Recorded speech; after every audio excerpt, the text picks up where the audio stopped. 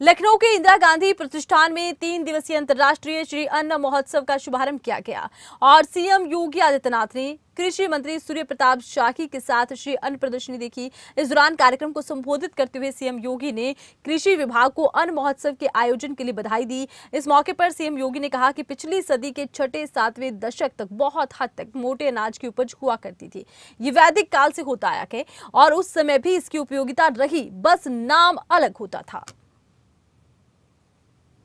बहुत सारे इस फील्ड में जो कार्य करने वाले संस्थान हैं, कृषक उत्पादक संगठन है, एफपीओस हैं, जिनको आज यहाँ पे सम्मानित किया गया। ऐसे 35 चयनित कृषक उत्पादक संगठनों ने उत्तर प्रदेश के अंदर मिलेट के प्रमाणीकरण और उसके बीज उत्पादन और प्रोत्साहन के लिए कार्य किया है। इसके लिए उनको 4 लाख रुपए की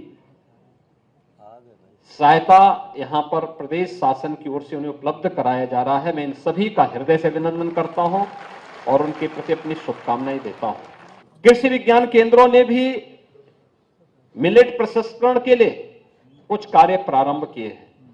कुछ ने बहुत अच्छे काम प्रारंभ किए हैं, कुछ को यहां पर नए तरीके से उन्हें उपकरण आदि के लिए भी सहायता दी जा रही है। 95 लाख रुपए प्रति कृषि विज्ञान केंद्र, 5 ऐसे कृषि विज्ञान केंद्रों को आज यहां पर इस सहायता प्रदान की गई है, जिसमें कृषि विज्ञान केंद्र झांसी है, ललितपुर है, बांदा है, हमीरपुर है और गाजीपुर है।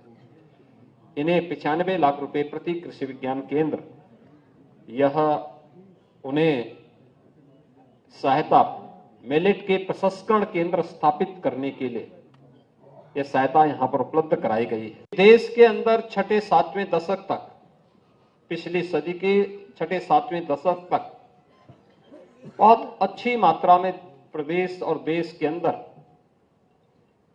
मोटे अनाज का उत्पादन होता था। और अगर आप कहें तो हमारे दैनिक जीवन का लगभग आधा अन्न श्री अन्न के रूप में होता था। आज से नहीं, प्राचीन काल से ही, वैदिक काल से ही श्री अन्न का महत्व रहा है। नाम अलग रहे होंगे, लेकिन इसकी उपयोगिता, और इसमें से बहुत सारे तो ऐसे हैं जिनको आज भी हम, जब कोई व्रत रखता है तो उस व्रत में केवल उसी श्री अन्न का ही सेवन उस दौरान वह व्यक्ति कर सकता है। शेष अन्य अन्न उस दौरान उपयोग में नहीं लाया जा सकता है। इसकी महिमा का वर्णन हमारे वेद भी करते हैं, लेकिन समय के अनुरूप, बढ़ती हुई आबादी की आवश्यकता के अनुरूप, खाद्यान्न आत्मनिर्भरता के लक्ष्य को प्राप्त करने के लिए और इस दिशा में भी शोध और अनुसंधान की गति थमने के कारण दोनों चीजें थी।